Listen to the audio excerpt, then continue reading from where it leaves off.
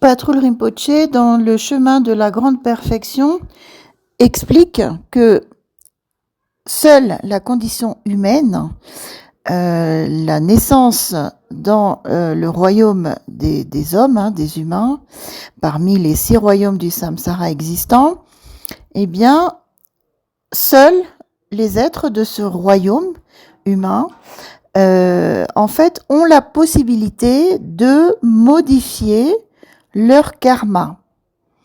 Dans les 5 autres royaumes que vous connaissez, les dieux, les demi-dieux, les animaux, les prétas et les enfers, eh bien, il n'y a pas de modification de karma possible. Les êtres récoltent le fruit de leur karma, donc ceci est très important puisque cela veut dire que, effectivement, la précieuse existence humaine dont on parle est finalement doublement précieuse en ce sens, puisque elle permet de semer les graines de la prochaine vie, elle permet de façonner les prochaines vies, alors que dans les autres royaumes du samsara, eh bien, les êtres subissent le karma. Alors si c'est un bon karma, effectivement, ça peut être agréable, mais si c'est un karma dans les enfers ou chez les animaux ou chez les prétas, eh bien, c'est beaucoup plus difficile, bien sûr.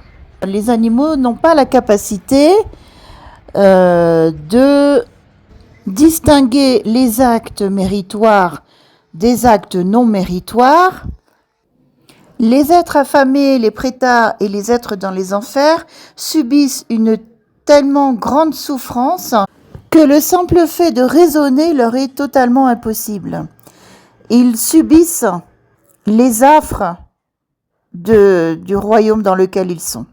En tant qu'humains, nous avons donc la possibilité, la capacité de comprendre la loi du karma, la capacité également de gérer nos actes, de pouvoir trier les actes positifs et les actes négatifs et d'éviter bien sûr les actes négatifs.